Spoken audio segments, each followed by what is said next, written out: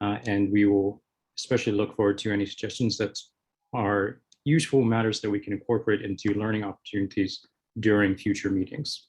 To that end, during some recent meetings, we discussed the regional clean energy hubs, the Good Jobs Challenge, and we're going to talk about those a bit more today.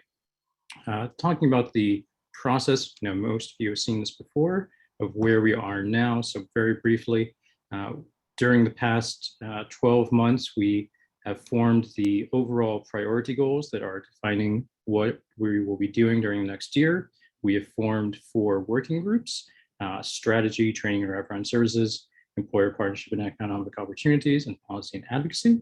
And those groups are working on the priority goals plus much more. And during the recent weeks, those groups have formed targets and figured out what their visions for the network over the next 12 months will be. So in terms of where we are now, we are trying to figure out how we can take this Good Jobs Challenge and make it something useful for the group. If you were at last meeting, you already know all about this. If you were not at the last meeting, you're going to get a quick recap today. We're also going to very quickly learn about a couple of updates on regional clean energy hubs. We're going to learn about and choose mission and vision statements, which we started discussing over the general idea of this over the summer.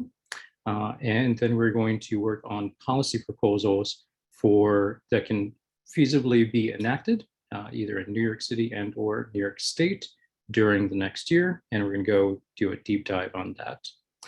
So without further ado, so last time we did a long session talking about the Good Jobs Challenge. Not going to go into too much detail. Broadly, through the American Rescue Plan Act, ARPA, there is $3 billion set aside for reinvesting in American communities, about 6 different programs. One of those programs, $500 million, is the Good Jobs Challenge, which falls under the Commerce Department's EDA, Economic Development Administration, and that is allocating through 25 to 50 grants nationwide, these pools of $10 to $20 million for workforce training programs. And these can be regional training programs, they can be in a single city, they can be completely new systems, they can be taking existing systems and making them better. And it is a very exciting program insofar as it's very flexible.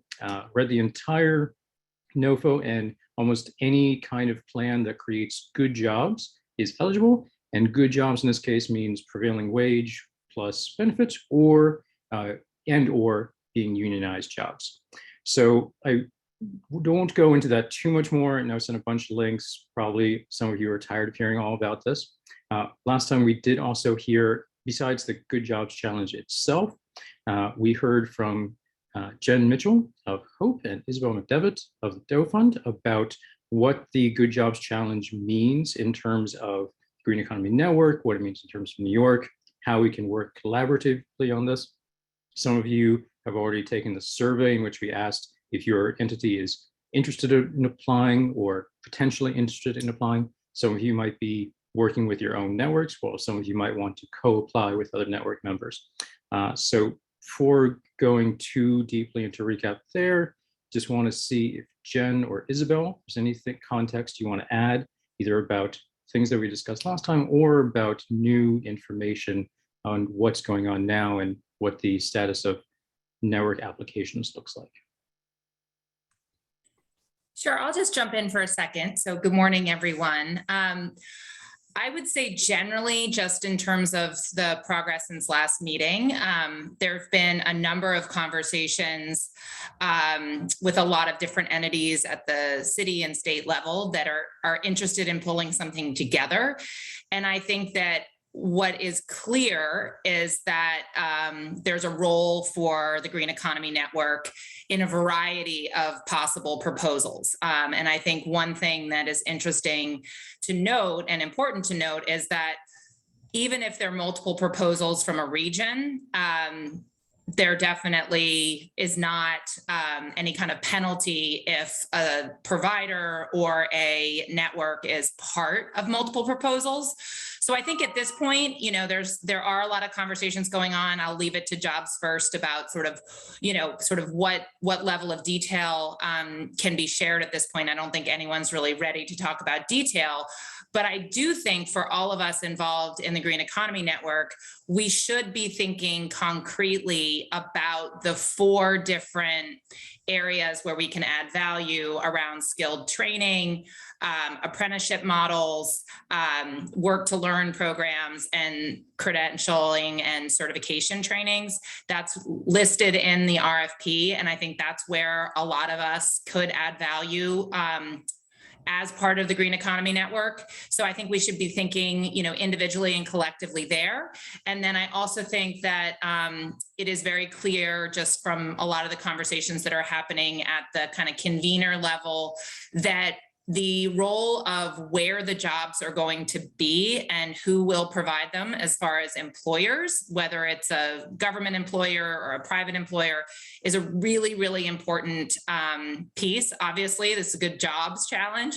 So I think the more that we can think as a network about where those jobs are going to be, and I know that there's a subgroup working on that, that will enable us to have a much more concrete, proposals. So I do think in the next probably week or so, we'll have more clarity on where we could fit into at least one, if not multiple proposals.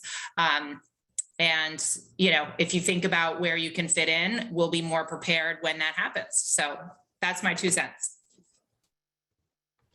Hi, everybody. I don't want to repeat anything David or Isabel said, but I would, the 2 cents I would add are, one, I think that I was a little bit naive when we started looking at this, like $500 million opportunity from the federal government. Like, it felt like a no-brainer for the Green Economy Network, the way it was described.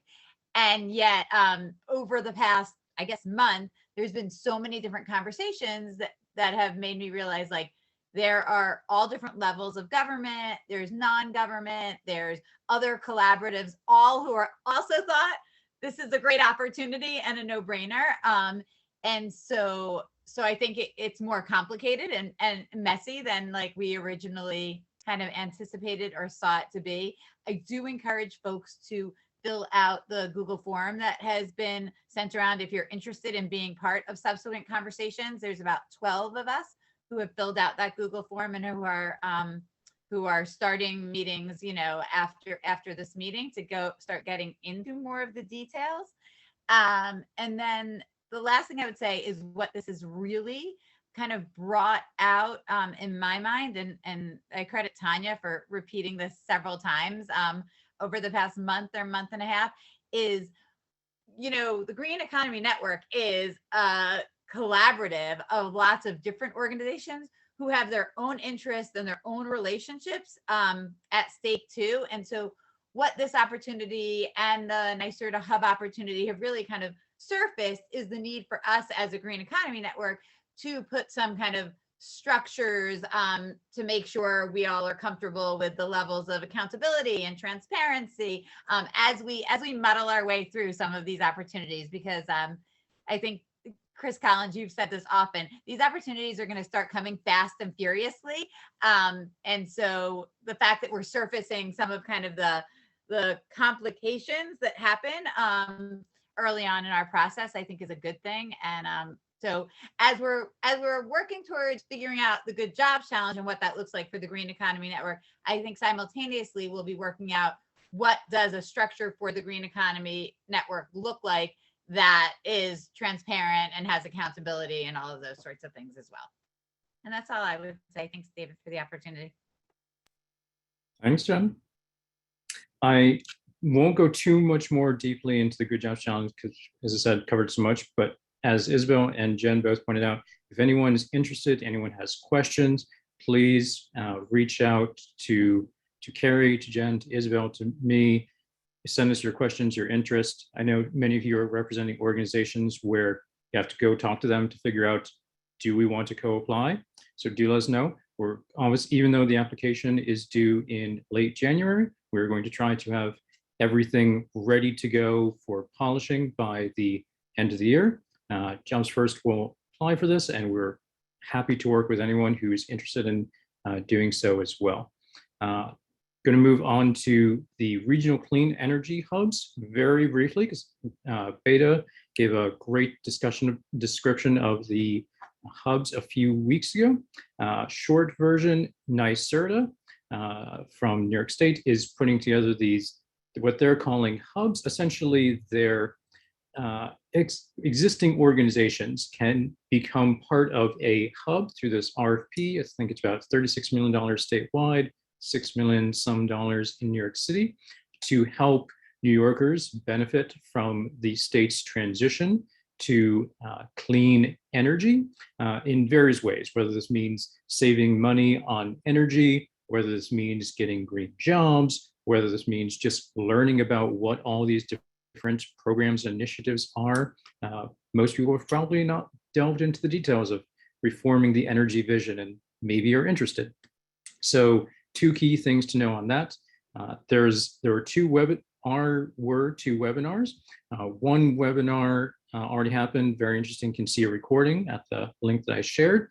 There's a second webinar that was rescheduled that will take place on December 7th. Anyone who's interested in applying, highly recommend attending. I attended the first one, it was extremely informative. And then the actual application date for the hubs has been pushed back. That's been pushed back to January 27th.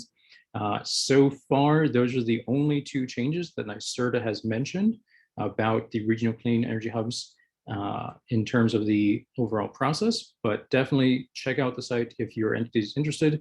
There's an FAQ, there's a recording of the first webinar, there's the RFP, and there is I think what they're calling a clearinghouse about other entities that have officially signaled that they are interested in applying for this. So lots of information. Again, if anyone has any questions, please feel free to reach out to Carrie, to me, to Beta. I think Beta is actually on here, so can totally contact her. And that's all I'll say about it for now, because I've already discussed this a lot. Now for this next section, we are going to go straight into mission and vision statements, which I'm very excited about this. And Carrie is going to describe these for us. Thank you, Dave. If you could put up the slides for that section while I remove your spotlight. Oh, you're already removed. Just a moment.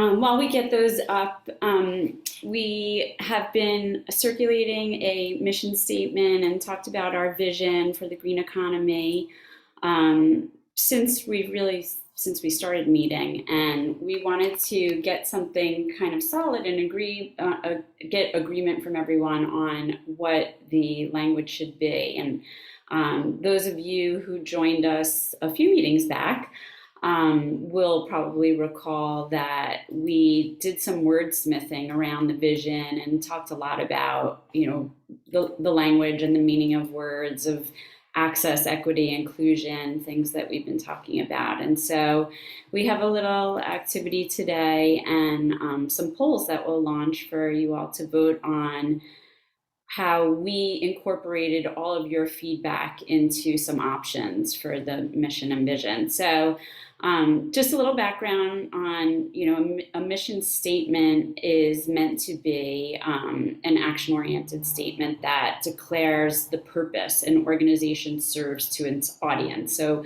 we want to be stating the purpose of the Green Economy Network.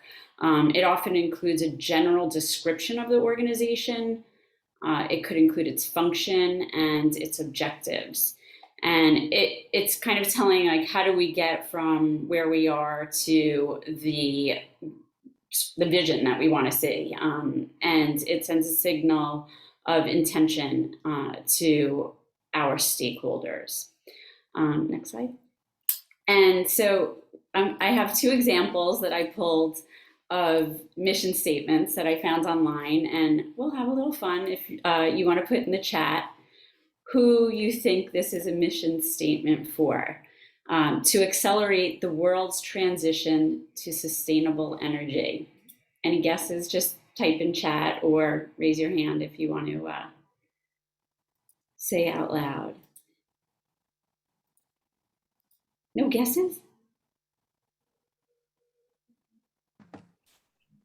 Is that the little girl Greta? I don't know what that is, but no, it's not. The word accelerate is a big hint on this one. Tesla. Yes, good guess. So that's Tesla's mission statement. I think I have another one, yeah.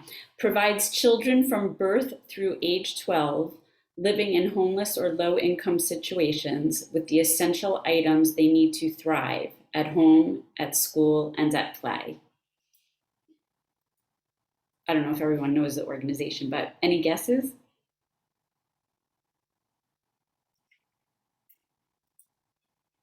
They're a national Is it nonprofit. the one with crayons? Isn't Yes. it the one? Yeah. Cradles to Crayons. Yeah. All right, good guess. Okay, so next slide. These are the mission statements that we've pulled together. They're pretty similar, so take a minute to read through them. I'll read them out loud. So the three that we've come up with based on all of your input over the past year are the Green Economy Network identifies and establishes effective practices, aligns and improves current systems for the needs of a green workforce to create jobs and career paths, wealth, and better quality of life. That's choice one, and you'll be able to choose in a poll. The Green Economy Network aligns and improves current systems for the needs of a green workforce to create consistent career paths, wealth, and better quality of life. Choice two. Choice three is the Green Economy Network identifies and establishes effective practices, aligns and improves current systems for the needs of a green workforce to create jobs and career paths with a focus and priority on access and sustainability. So let's launch our first poll.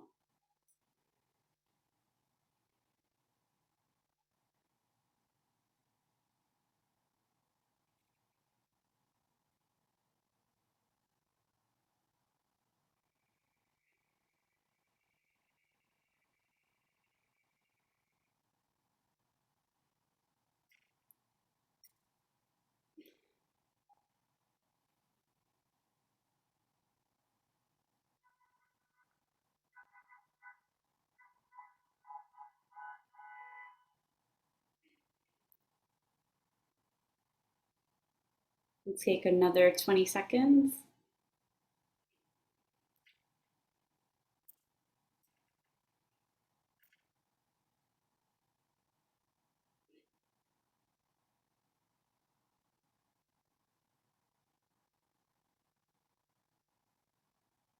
All right, it looks like folks are maybe done. Oh, a couple more. I'll give it another few seconds. And because not everyone from the working groups is here today, we'll give them a chance to vote on this as well. So if you don't get to it now, we'll recirculate it to those who haven't weighed in. So I'm going to end this poll. And where we stand right now, it looks like more than almost half of the people who voted prefer the third statement, but we have some good interest in the other two. So we'll see what the rest of our working group members think. All right, let me end that one. Okay, and for the vision statement. So vision statements, they are really more of a look into the organization's or company's future. What's the future state that we want to see? Let me just close the poll popping up on my screen. So what's the future state that we want to see? It's the same elements from the mission statement. They might be included in a vision statement, but they'll be described in the future tense. And we are going to be describing where we want a community or the world to be as a result of our work. And so we're setting the optimal condition, and it's meant to inspire. Okay, so next slide, we have a couple of examples of other companies' vision statements. So the first one is, our vision is to create a better everyday life for the many people. Any guesses?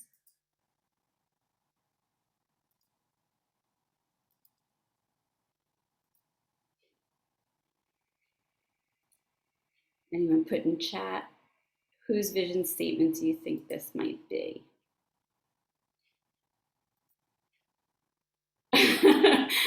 Gaspar, funny. Walmart, that's a good guess. I guess it could be seen as sort of similar. This is IKEA's vision statement. Oh, good, Catherine. All right, Catherine's good at this. All right, the next one. One day, all children in this nation will have the opportunity to attain an excellent education. Yep, Tanya, quick on that one. That is Teach for America's vision statement. So we have 4 choices that we've come up with for the vision statement of the Green Economy Network. And again, this is based on lots of feedback from all of you who joined the conversations over the past year. So the 4 choices are, the vision of the Green Economy Network is access to quality green jobs and careers for everyone. That's choice 1. Choice 2, a just and sustainable economy in which quality green jobs are accessible to everyone. Choice 3, access to high quality jobs and career paths in the green economy for all people. And choice 4, a sustainable and accessible green economy workforce. So let's launch our second poll. And Harry, I think I still need a better understanding of what the difference is between a mission and vision statement. I think what I'm hearing is that a vision statement is what we want for a broader world, whereas the mission statement is specific to what the network is. exactly. A mission statement is more how we do the work and the things that we want to change. And a vision statement is just that. It's visionary, right? It's the future state, how we want the world to be because as a result of what we're doing. Does that clarify? Okay, good.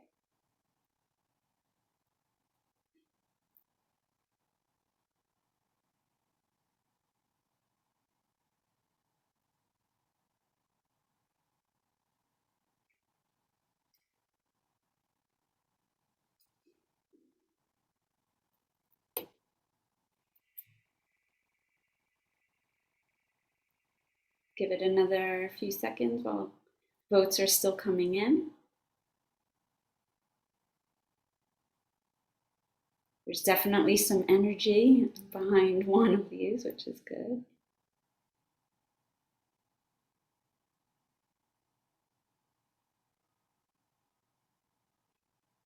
All right, it looks like folks might be done.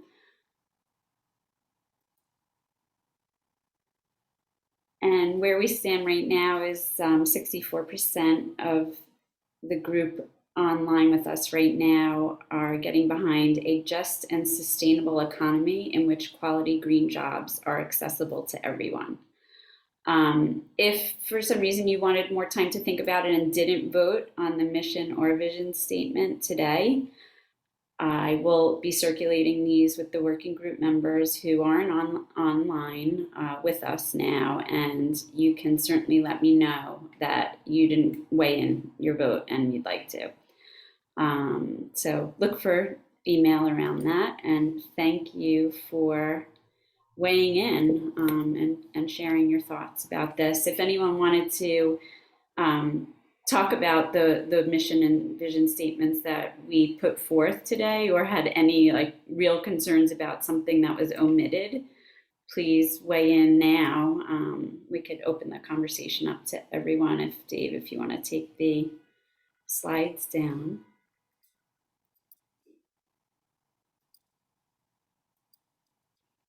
Any feedback on those? Do you feel like we did a good job capturing your sentiments over what should be included?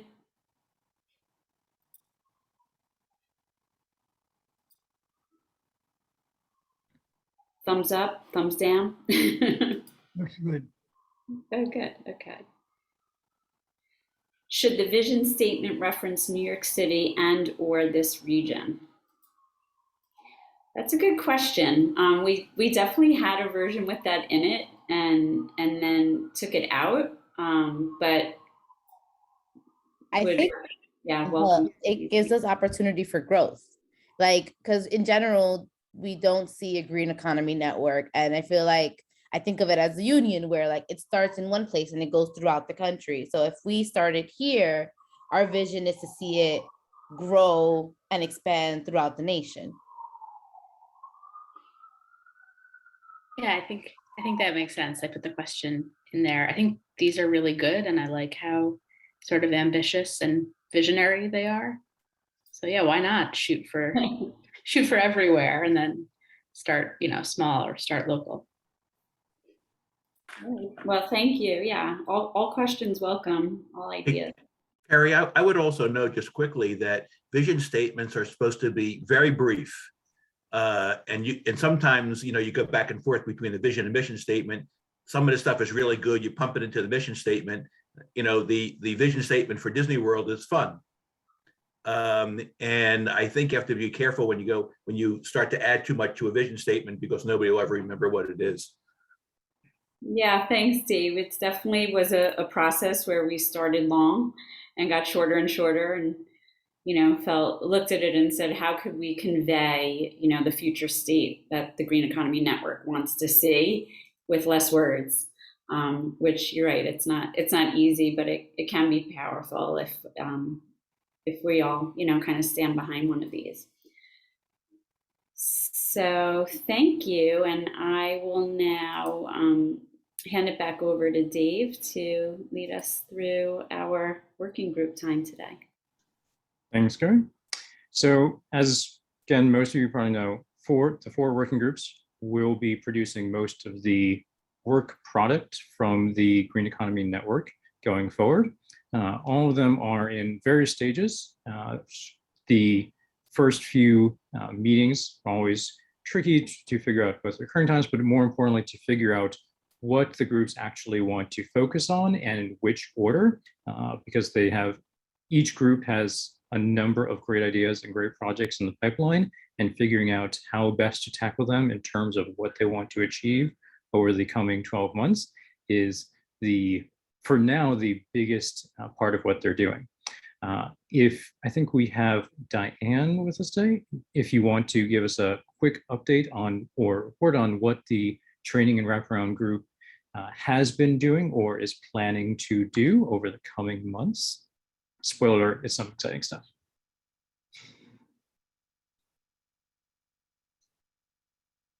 Oh, I don't know if Diane's connected. Might be having some technical issues.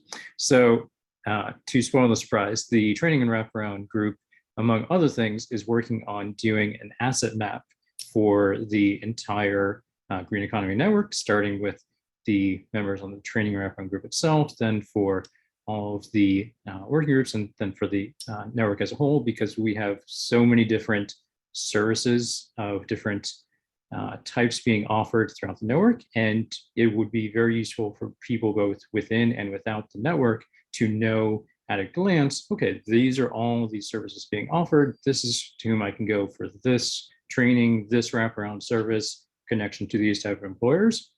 So that's the big thing that training and wraparound is working on right now. Once we have a timeline on that, we will let you know. For policy and advocacy, Nell, do you want to give us an update recap? So great, thanks, David.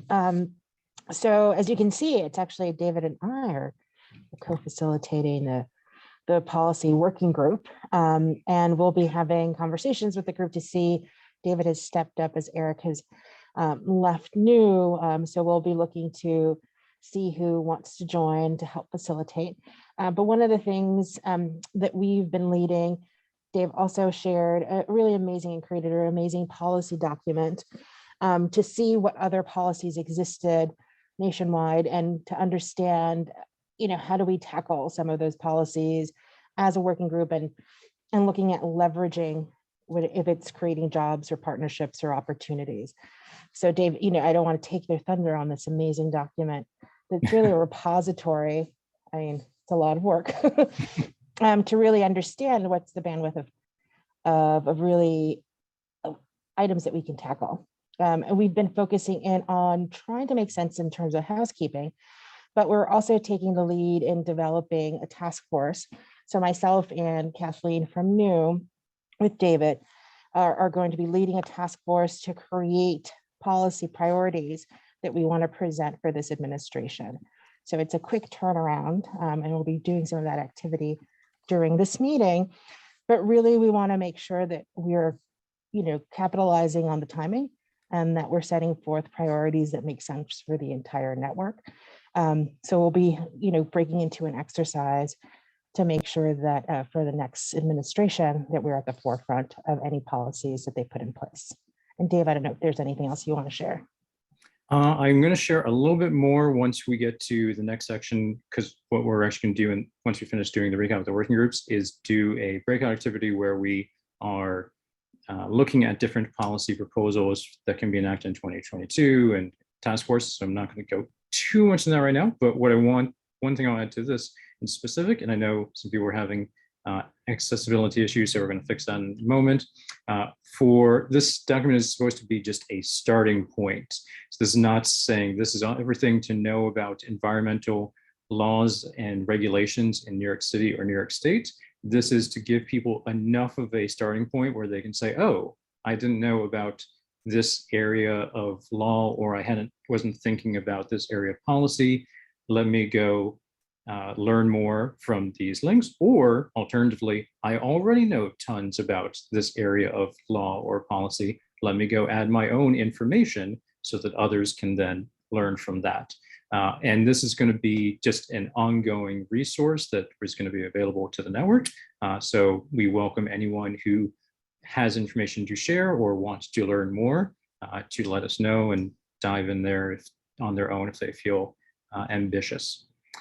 So in just time, I'm going to go right to the next group. I think employer partnerships and economic opportunities is up next. Is that correct? It is.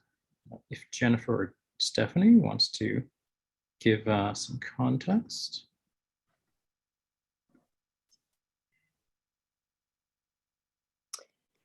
So where we are is that as a group, we decided we finally defined what our working definition of green job and good job is going to be, which we were sort of proud of as a feat. And we are currently working on, well, we also sort of focused in on the three sort of problems that we were really trying to solve as a group, which is the labor shortage in terms of connecting employers to employees, creating sort of that bridge. The fact that there's not a specific place to go for specifically for green jobs. There's no aggregator where you can go on and find sort of like Workforce Development has their green jobs that they're holding, and someone else might have their green jobs where there isn't really a place for CBOs to go to and land. And that we're sort of aware that the tool that we're building that will address those sort of shortages needs to work for employers, job seekers, and workforce developers. One of the group's team members, Sean, volunteered to create a rough prototype. So we're excited to see what that might look like. Stephanie, anything you want to add to that? Or anybody else from the group who's here?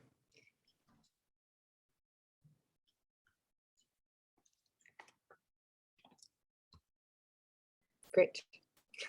I'll just add that from observing last meeting, I was very excited. Looks like the team is putting together some great stuff that once we figure out all the technicals, is going to be super useful. So I'm excited. And then we could go on to the strategy group.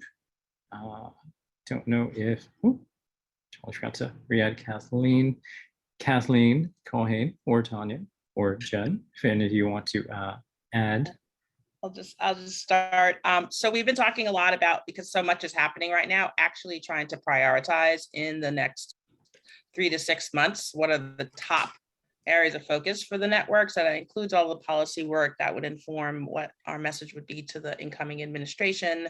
The 2 January deadlines of those major proposal opportunities is also a very top of mind thing. And then looking at, how we think about the 6 to 12 month timeframe of what the network should be focusing on, in the list of all the different things as we roll up content from the different groups.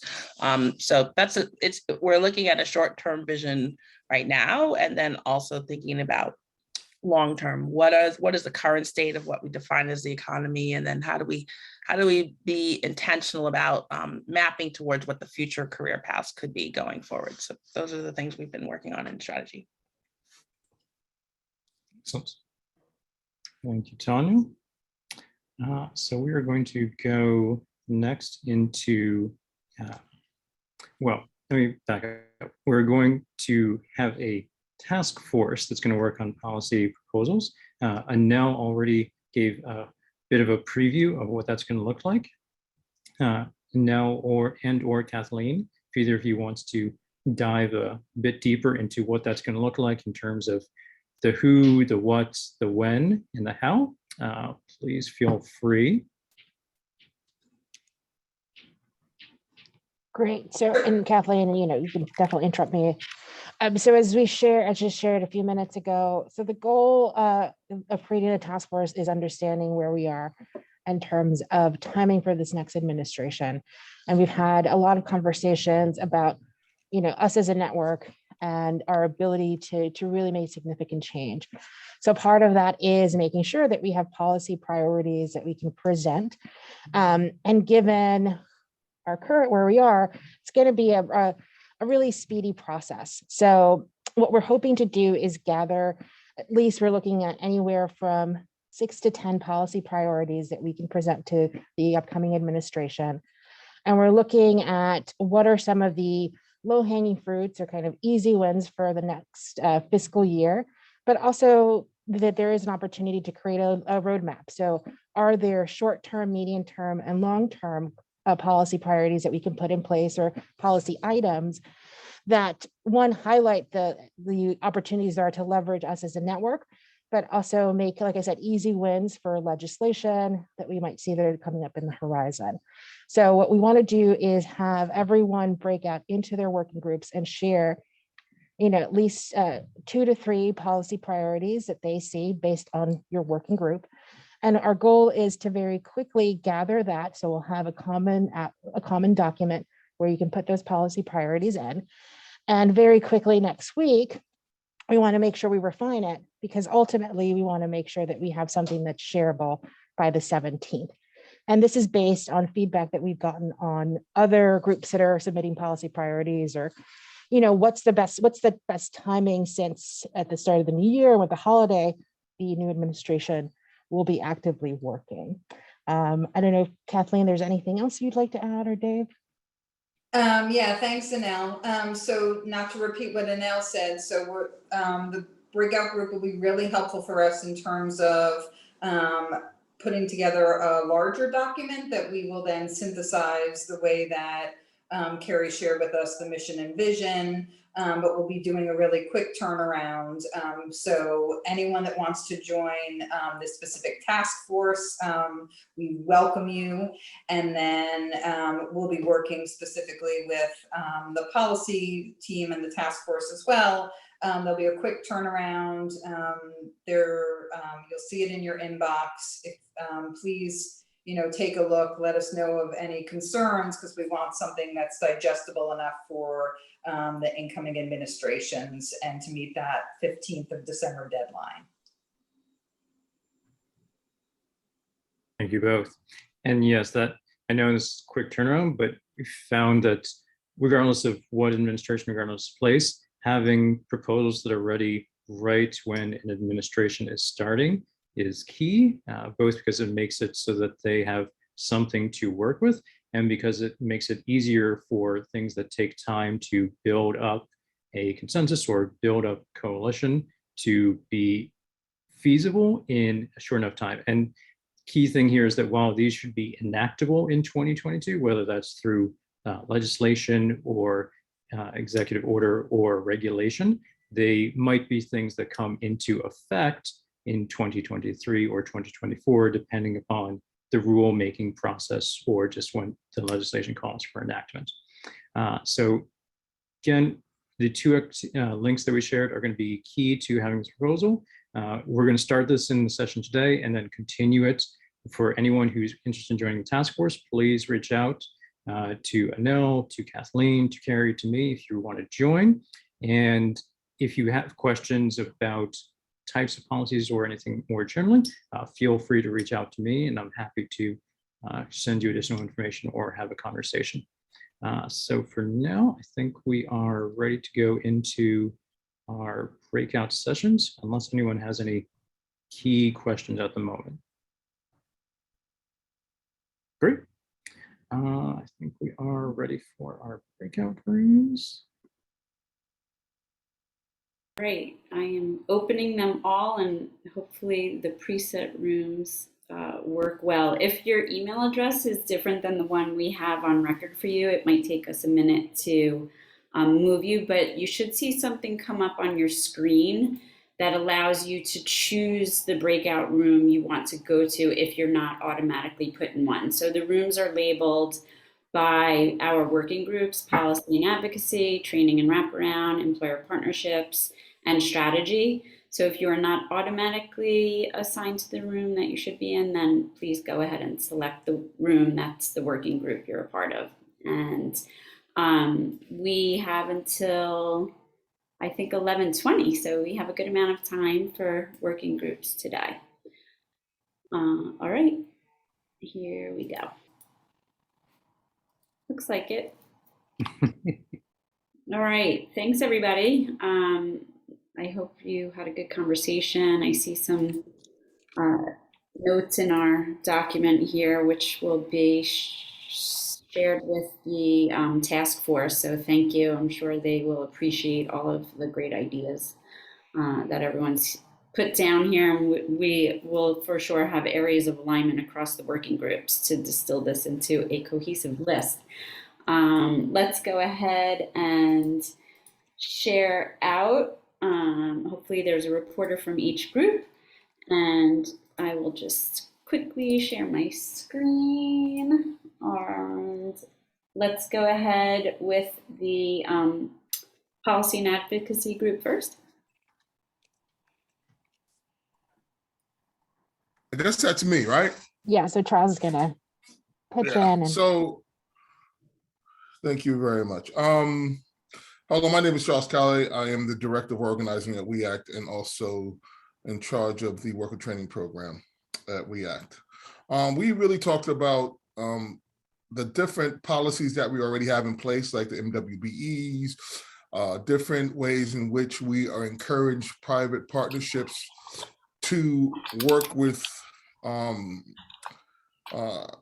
minority-owned companies to ensure that we get more people on the work site. And we were really discussing how we can make them more accountability to the companies who need to hire the people from the different communities, minority-owned people. We really were just trying to figure out how do we, even though we do all this not-for-profit training and do all this great work, how do we focus and make sure that those companies hire our community? And how can we make sure that they benefit? And one of the things that we said that if they should be penalized if they take public money and they don't hire people from the community. There was discussions around that because we all know about our situations countless times where we get promises and we don't get delivery. So we were really thinking about making sure that if they take those public dollars, that they get penalized if they don't deliver on the job front for our communities. That's where I ended up at. Anybody want to back me up or say something that I missed? No, that was great, Charles. Yeah, we spent a lot of time kind of thinking about ways to improve existing laws, but also to Charles's point, like really looking at making sure there's accountability, since a lot of laws were created previously in hopes that jobs and training would be created. Now there's really an opportunity to add teeth and to be very explicit on ways to leverage that funding and make sure that there's follow through. Thank you, Charles. Okay, next, thank you, Charles and Anel.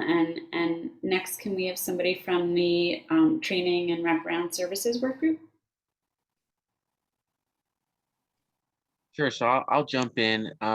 Similar to what you guys discussed in group one, we were also trying to think about ways to enforce companies, employers to basically follow through with like hiring.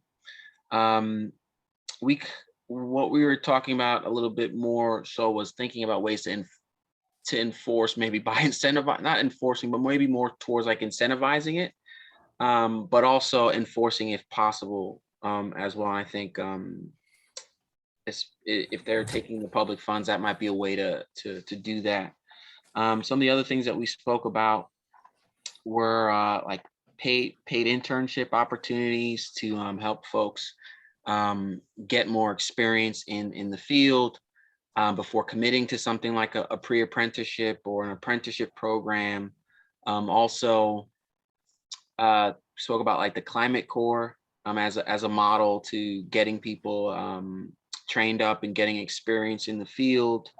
We also spoke about more funding towards like bridge programs, pre-apprenticeships for CTE students, and then continuing to fund Apprentice NYC, and then more coordination between the city and state level between the apprenticeships. There could be a lot more cohesion between some of these apprenticeship programs that could allow the programs to run smoother. And I think we spoke a little bit more about like different funding opportunities. Anything else that anyone wants to add?